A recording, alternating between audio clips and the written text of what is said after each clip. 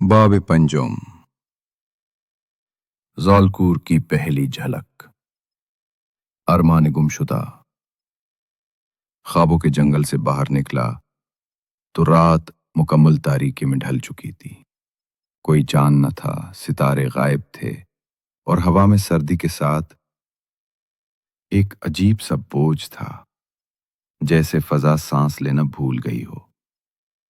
آگے ایک میدان تھا، بالکل سناٹا، لیکن اس میدان کے وسط میں کھڑا تھا ایک پرانا ٹوٹا ہوا ستون، جیسے وقت نے اسے چبا لیا ہو۔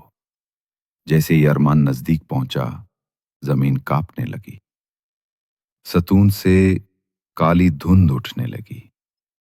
اس دھند سے ایک سایہ ابھرا، لمبا، دبلا، چہرہ دھند میں چھپا اور آنکھیں سرخ جلتی ہوئی۔ تو تم ہو ارمان؟ آواز گونجی، گہری، گونجدار، جیسے کئی آوازیں ایک ساتھ بول رہی ہوں۔ ارمان نے چھیڑی مضبوطی سے تھامی۔ تم زالکور ہو؟ سایہ ہنسا۔ نام میرا ہے، مگر میں صرف ایک وجود نہیں۔ میں ہر وہ خواب ہوں جو خوف میں بدلا، ہر وہ امید جو مایوسی بنی۔ دھند ارمان کے گرد گھومنے لگی۔ اچانک منظر بدلا۔ وہ نورستان کے محل میں تھا، لیکن سب کچھ تباہ تھا۔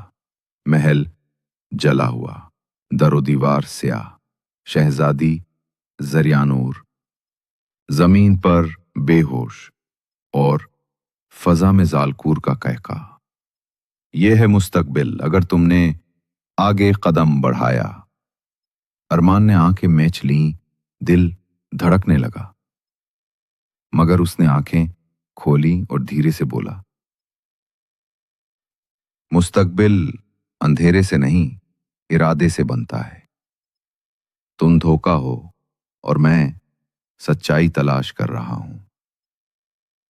زالکور کا سایہ کچھ لمحے خاموش رہا، پھر دھیرے سے آگے جھکا۔